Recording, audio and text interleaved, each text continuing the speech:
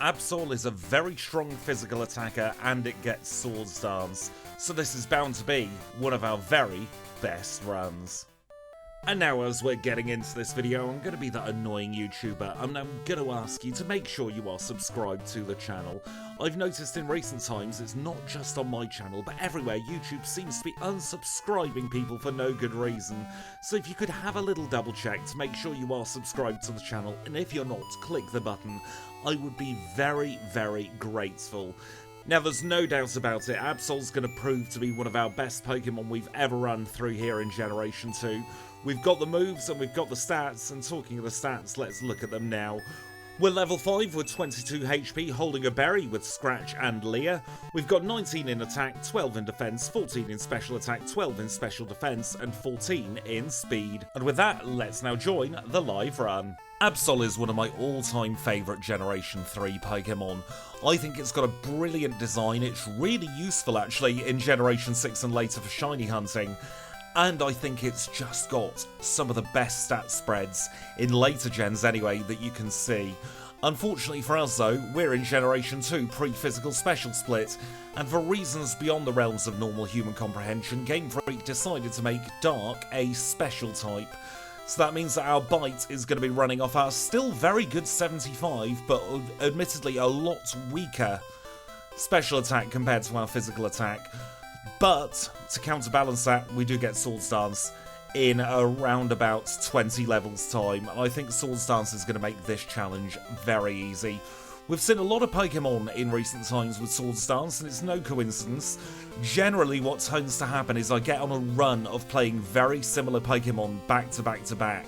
So see this as kind of an extension of the Gallade and the Lucario challenge. So we will be mixing things up a little bit. We've got some crustaceans coming up soon, and they like to get Swords Dance as well. But then we'll be putting this Swords Dance to bed, and we'll move on to another little theme for a little while. So I'm really hoping ABSOL does well. I don't think it's going to do quite as well as Lucario, honestly.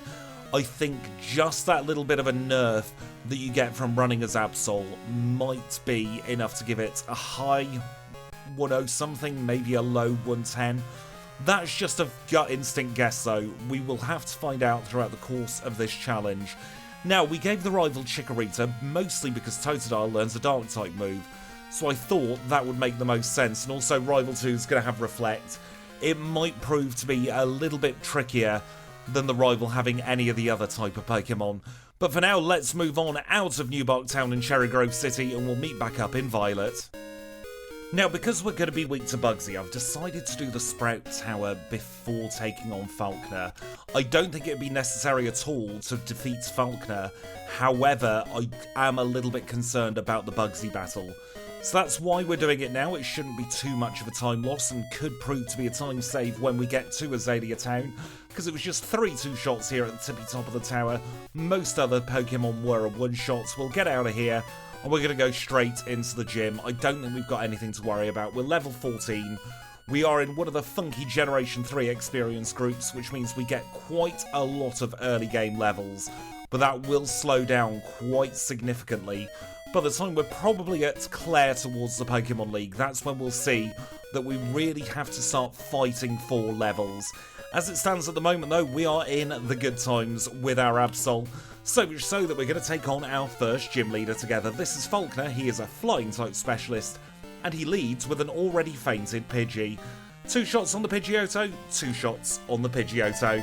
There we go, first badge acquired in a time of 5 minutes and 57 seconds. Not bad going at all, seeing as we had a few wild encounters on the way up to Violet City. We're now going to start heading towards the Union Cave, where we're going to pick up the Swift TM. We'll grab ourselves TM39, which does contain Swift. We're going to teach that along with Mudslap to our Soul right away. We're going to get rid of Leer in place of Mudslap, and then we'll get rid of Scratch in place of Swift. Kind of umming and ahhing about Taunt. It was the key to victory in the Zangoose challenge. However, we learned Taunt much later on there. I've got a feeling, that other moves might have to go in its place. We'll see how we get on. I reckon Swords Dance is probably going to replace Taunt at some point, but we shall have to see. Now that we are in Azalea Town, we'll have a little chat with Kurt, and then we'll pause the timer to catch the HM friends. So we pause the timer to eliminate the element of RNG that goes into finding wild Pokemon. Of course, with the challenge run patch and with all the backports, there is the option to guarantee wild encounters for your HM friends, as well as guaranteeing the catches, and that's what we have enabled for every single challenge here together. So we've got Psyduck, we've got Paris, we're going to reorder them into my preferred order in the party, and then we'll take on Bugsy. And here we are at Bugsy. Bugsy is our second gym leader together, a bug-type specialist, would you believe, who leads with Metapod. Now that's a one-shot on Metapod, that should mean it's a one-shot on Kakuna, and we are on to Scyther. Let's see how much Swift does. Quite a fair chunk. I'm feeling much more confident now. We'll finish it off with a quick attack. We grow to level 21, and it's going to be short but sweet for Mudslap. We didn't even use it in battle, because Bite will take its place. That's the Hive Badge acquired in 11 minutes on the nose. Let's try and keep this pace up now as we take on the second rival battle. We're going to use just one of our potions here, and we'll see how we get on. Not foreseeing too many issues. Maybe the Bayleaf could put up a bit of resistance, but we know we're going to have a very good start to the battle as we have a nibble on a Zubat. He's going to send out Bayleaf second, we flinch it once, and then we crit it rather, and then we'll have a nibble on Garcy as well. Goodness me.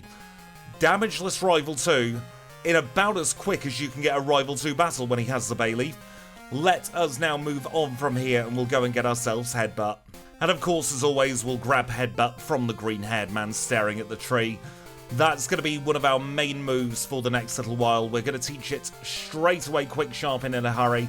I think we'll get rid of Quick Attack. There aren't that many priority moves in Generation 2. And Quick Attack only being base 40 power, it's just not worth holding on to. We'll get the couple of Ethers and then we'll pause the timer once again to encounter our Abra. Now Abra's got one job, it's to teleport us back to our most recent Pokemon Center. But without Abra on the team, our runs would be so much slower.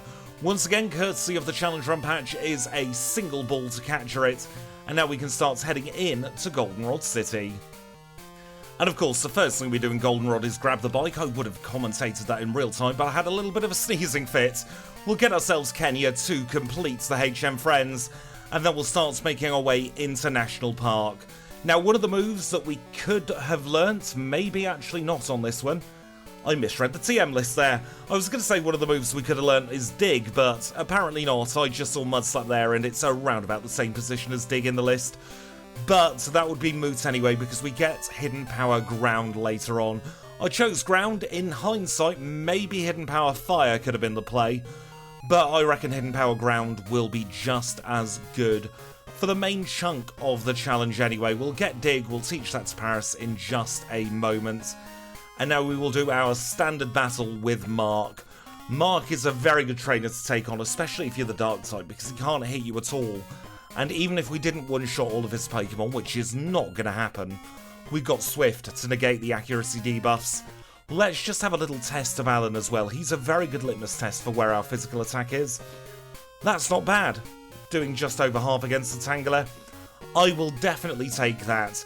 Now we'll have a little chat with Floria and I'll get myself prepped for Whitney's gym. And with the one mandatory gym trainer out of the way, it is now time to take on Whitney herself in battle. She's a normal type specialist who leads with Clefairy. Clefairy's metronome was pointless there, so we can move on to the Miltank, and we are getting it a little bit locked there. We took very little damage. Very, very nice Whitney fight in a time of 15 minutes and 29 seconds. You know what that means? It means we can move on towards Ecruteak City. And now here at Ecruteak, we're not going to be doing quick Ecruteak this time. I want to get myself Hidden Power Ground in place of Swift before taking on anyone too major in this part of the challenge. It's going to give us something to guarantee a one-shot against Gengar. Even though I think Bite stands a good chance of doing that, I would much rather have the insurance. In the meantime, though, we are going to be learning Swords Dance in place of Taunt. Even though I spent all that bloody time coding in Taunt, one of the worst moves I've ever had to backport, it's not going to get seen at all in this particular challenge. Taunt is most useful at trainers like Karen, and I just cannot justify holding on to Taunt for another, how long would it be, about 40 to 50 minutes, having just a dead move slot when Swords Dance can increase our attack and make pretty much anything go down in 1 or 2 shots. That's my logic there with getting rid of taunt anyway. Let me know if you'd have held on to it though, I'm very curious. We've done the Kimono Girls now though, we will get ourselves Surf. We cannot learn Surf, but we can give it to Psyduck when we need to cross the water. And for now, we're going to start heading towards the Lake of Rage. Here at the Lake of Rage, we're going to get the rare candy. By the way, if you play on a Wednesday, you can't get that rare candy. There's somebody blocking the route. We'll get the elixir and then we'll go and get ourselves Hidden Power. Took on 3 optional trainers on the way up here. I took on Pokemaniac Miller with his fully evolved Nidos. I then took on the other Pokemaniac with the Nidoking and then the Pokemaniac with the Slowbro as well. All fully evolved Pokemon, all great experience for this point of the challenge. Now that we've got Hidden Power, we will teach Rock Smash to our Paras. I realise out of context that makes very little sense, but we're saving a menu there. And then we will teach Hidden Power in place of Swift. I don't think we'll be needing Swift. We'll teleport back to Ecruteak.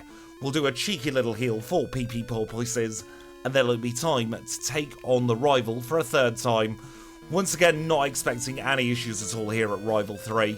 He's a fairly trivial affair, especially if you've got something to take care of his Magnemite. And I think we'll be one-shotting his Haunter as well, so he shouldn't be on a clock. Let's see, is the prediction accurate? He leads with Haunter. We'll swap Bite's top spot because we'll need it for the Ghost Gym as well, and yeah, it's a one-shot. We'll one-shot Zubats with Headbutt. We'll then move to Hidden Power for the Magnemite, and that will then just leave Bayleaf. We'll do a cheeky little Headbutt, it flinches so it doesn't even get a chance to status us, and we get through very easily, time of 20 minutes and 52 seconds. We'll fall through the floor, and now it's time for gym number 4. And here we are in front of Morty. He is our 4th gym leader together. He is, of course, a dual Ghost and Poison type spectacular leader, and he leads with Ghastly. We'll bite the Ghastly to take it down in one shot. We'll do exactly the same against the Haunter. We almost but not quite grow to level 32 as the next Haunter comes out, and that just leaves the final Gengar left to go. Bite is yet another one shot, and that is Morty defeated in 22 minutes and 36 seconds. Next destination, Olivine City. And of course, the first thing we'll do in Olivine is start ascending the lighthouse. And at the tippy top of the lighthouse, we'll have a little chat with Jazz. She wants us to get the secret potion, we will oblige, but we're going to get a rare candy first. Let's now leave the lighthouse for the first time, and we'll start making our way towards Cianwood. We'll grab the secret potion here in Cianwood, and now this gym could actually be fairly dangerous, because this is the fighting type gym. It's one of 2 types we're weak to in Generation 2, so we'll have to start off by one-shotting that Hitmonlee. That's a very good start, and then we'll try and take on the Hitmonchan as well. Probably going to be a 2-shot, but Fire Punch has burnt us. That's going to waste a little bit of time. I'll get that healed and we'll take on Morty. As always, it's the 50-50 between 2 berries here at Chuck. I decided to go this time for the Bitter Berry. I've got a feeling that might be the better berry to have, but we shall have to see. We're going to do a double Swords Dance here against the Primeape, and we'll probably end up not needing the berry at all. We one-shot the Primeape, and then we're going to one-shot the Poliwrath as well. And that is Chuck, all defeated, in a time of 4 minutes and 30 seconds, 27:07 overall. Let's now get Fly from Chuck's wife, and we can think about our next gym. I'm still umming and ahhing about whether to take on Price or Jasmine first. So in the meantime, I thought I would take on the Red Gyarados here at the Lake of Rage. We're going to decline the option to learn Slash, we'll grab the Red Scale, and then you will know who I'm about to take on, but I sure as heck don't. Let's see who it is. I've ended up taking on Price next because he was in the neighbourhood. I'm pleased to ignore the fact there are 2 Border Douglases. That's a slight glitch with the Challenge Run patch at the moment. It has been fixed, but it wasn't able to be fixed for this particular backport or a couple of backports that we've got coming up. Makes no difference to gameplay, by the way. That's just there for people who turn spinners off. We'll get the Glacier badge in 32:53, and now we'll reascend the lighthouse and take on Jazz. So at the tippy top of the lighthouse, we will of course give the secret potion to Jasmine, and then we'll have to take hot pursuit of her to find her in her gym where we're going to take her on. She's going to be our 7th gym leader. She is of course a Steel type specialist who leads with Magnemite. Now I'm not 100% sure how this battle is going to go. We're going to start off with a Hidden Power against the Magnemite. That's going to be a one-shot because it's 4 times super effective. And then maybe do a single Swords Dance against Steelix. We can probably survive 2 Iron Tails. And I think now she's caught in a healing loop. There we go. Jasmine was easy. Grow to level 40. And we obtain the mineral badge in 1 minute and 9 seconds. 3402 overall. With that, we get the dreaded phone call from Elm. That means just one thing. It's time for Rival 4. Now, it might be controversial, but I've decided to get rid of Bite.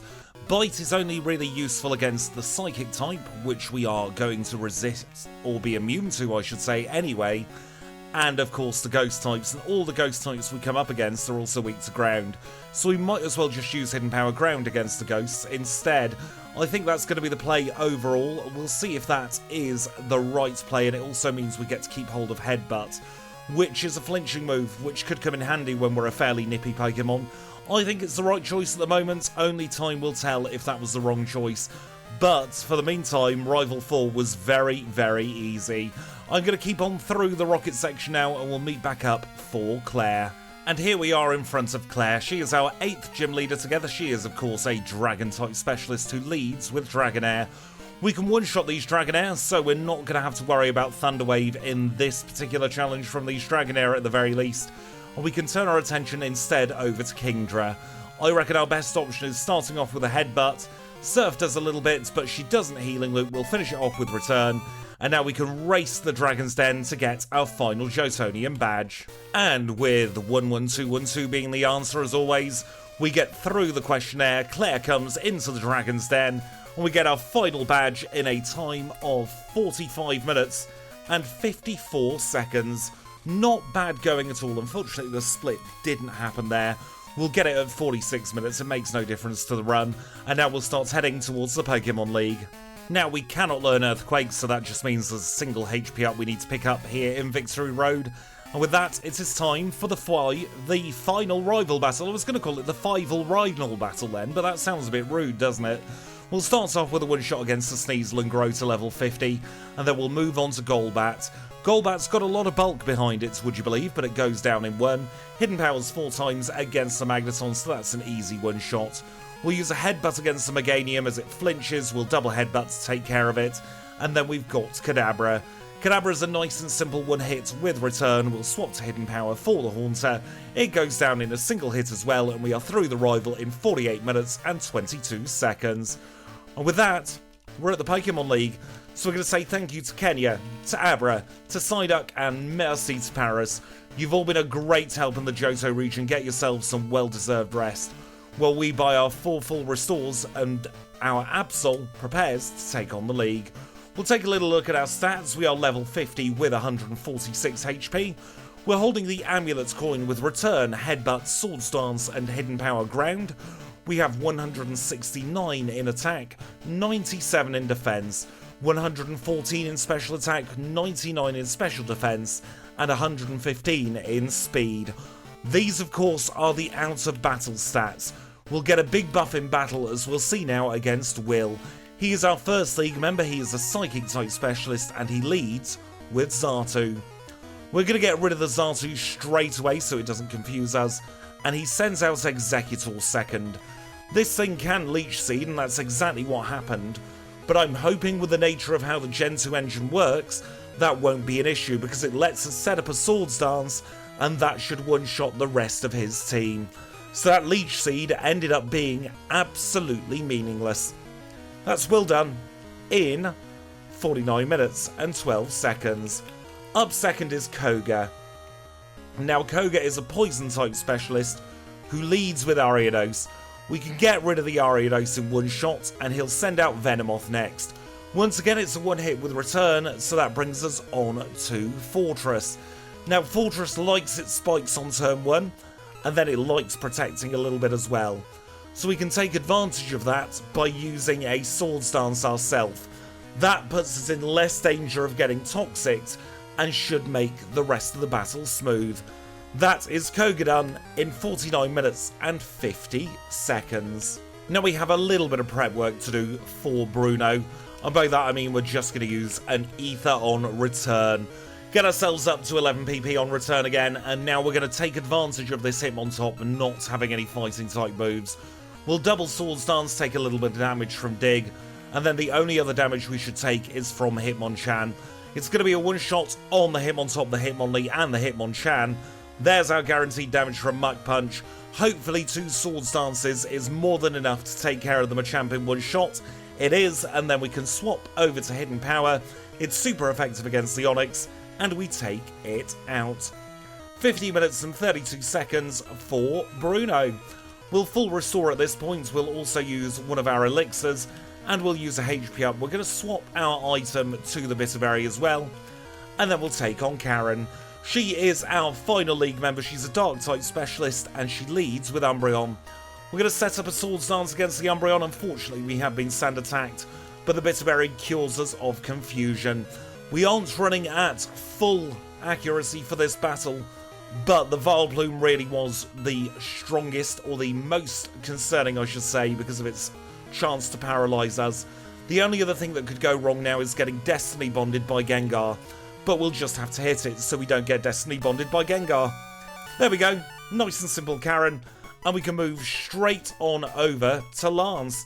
For Lance, I'm going to get the Scamulet coin back in place, and then we'll take him on. I can't see any issues at all here.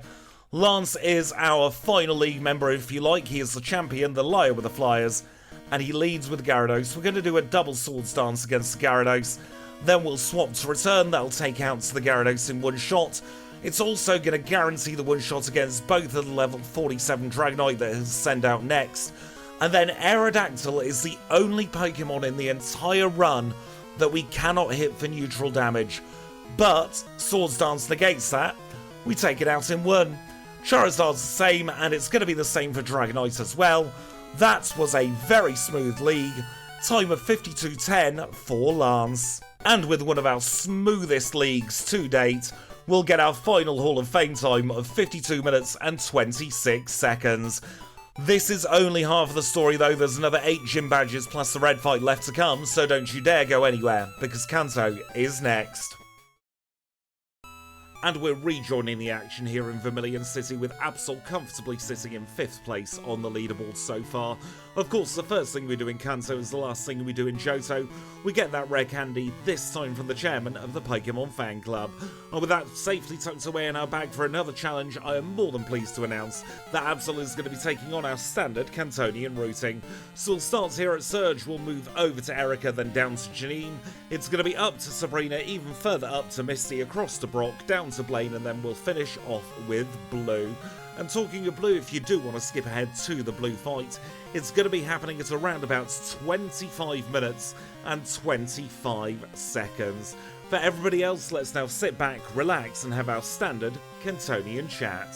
And in this one, we're going to talk a little bit about diversification, especially when it comes to my content. Because I've been that very annoying YouTuber.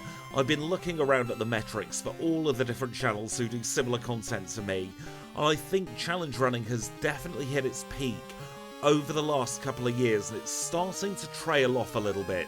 And while I still love challenge running, I still think I'll be doing that as my main focus, I'm definitely going to start trying to do things that are a little bit different.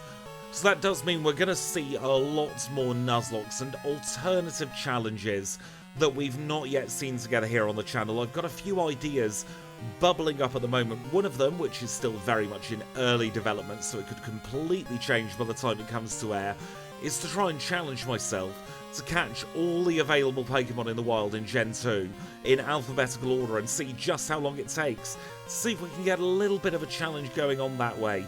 Obviously, Pokemon like the starters would not count, so we'd go from Abra through to Zubat in alphabetical order, so that means we probably, by the time we get to C, have to have completed all 16 badges, just so that we could get ourselves a chance at getting Chansey, which is a 1% encounter. That is going to be a marathon of a run, and something I'll probably stream at the same time, because I have a feeling, you know, it could get particularly difficult. Because the other thing I'm going to do there is I'm not going to let myself use any Pokemon that I haven't caught as part of the challenge. So we'll get our starters so that we can get all the way up to getting Abra. Thank goodness Abra's in Goldenrod City, so we'll be able to give it the punches. And from there on out, we will only have our alphabetical challenge Pokemon in the party. That's going to mean we're going to have to try and figure out how to get through all the different HM roadblocks as well. If that's something you'd like to see, do let me know, because I really think we're onto something that could be a lot of fun, even if it is going to be a marathon, especially compared to our regular challenges. Our longest challenge run together here on the channel is just shy of 4 hours on 4 times speed, and I reckon even on 4 times speed, that kind of challenge could see our first timer go into double digits. But that's just one idea I have. There are plenty of others. I'm sure we'll get to them in the coming weeks and months. For now though, we're out of time in this Kanto chat, so I'm going to hand you back to the live run here at Blue. And with that, we find ourselves at Blue. Blue is our final gym leader of the challenge. He is of course a mixed type specialist who leads with Pidgeot. We're going to set up a Swords Dance or two against the Pidgeot, and then we'll try and get to sweeping. It's going to be a one-shot with return against Pidgeot, and up second is going to be Rhydon. That double Swords Dance means even Hidden Power is a one-shot against Rhydon. Third up is Gyarados. We'll use another return against Gyarados, take it out in a single hit. Arcanine's not got anything for us because it goes down without using Extreme Speed. Alakazam's got nothing either, and that will just leave Executor left to go. We swept Blue as I expected we would, and we get through him in 1 hour, 4 minutes and 57 seconds. Let's now start heading towards Silver Cave. And of course, now that we're in Silver Cave, it means just one thing. It's time to take on Red. We'll drop our hard save and then we'll see how it goes. Now, we're not going to be faster than Pikachu, annoyingly, which is why we are holding the Quick Claw. And I think we're just going to have to try and use some of our rare candies to get quicker than the Pikachu, honestly. I think that's going to be the best play. We'll use 3 to begin with, and we'll see how we get on now. Because if we don't outspeed Pikachu, we're going to have a terrible time because of Charm. We can outspeed and we can also one-shot Pikachu, and Snorlax is up second. Interesting. We can set up a couple of Swords Dances and hope we don't get paralysed by Body Slam. That should mean we can take care of one of Snorlax in one shot. Venusaur's next. We'll use Return against that. I think we're going to be able to one-shot everything. It just depends on whether we get outsped by Charizard, which we do. If we had a Quick Claw proc there, I think we'd have won. It's a 23% chance of that happening, so it's not the best odds in the world, but it's not the worst. I'm going to try setting up a single Swords Dance against this Pikachu. If we can get a Charm Dodge, then I think we could be in with a very good shout of actually winning. Very easily, in fact. It's a 1 in 4 for the Charm Dodge. I don't want to get hit by Thunder either, though, because I want to go in full health for the Snorlax. Just got to get the right RNG. Sometimes it happens quickly, other times it doesn't happen for a very long time. Let's reseed there, see if that makes any difference. If not, we'll put in our last 2 rare candies, because that will definitely change the RNG then. It's annoying when this happens. 1 in 4 you'd think would happen by now, but it just goes to show RNG is no guarantee. We still haven't had a Charm Dodge. I do appreciate the reset counter's a little bit inaccurate. That'll do. We get the Thunder Miss. Hopefully now he doesn't go for Body Slam turn 1. Amnesia, perfect. Even now with a Flamethrower, I think we have this in the bag. The only thing that would stop us is getting burnt. And we've seen before, we love getting burnt at inopportune moments. We managed to knock out the Charizard before it gets a chance to move. Blastoise has nothing. Neither does our Espeon here. So this is a victory at Red in a time of 1 hour, 8 minutes and 45 seconds. On our live split retime, we ended up gaining a second there, so we're 1 hour, 8 minutes and 46 seconds. Comfortably in 7th place in between Flamigo and Iron Bundle. That does push Swellow down onto page 2, joining Floatzel there at the top, and it's still poor Abomasnow at the bottom. But with that, we are done. So I really hope you've enjoyed this one. If you have, make sure to leave a like. If you've got any feedback, leave it in the comments down below. Subscribe if you want to see more just like this. And until next time, I'll say thank you all so much for watching. And I'll see you all very, very soon.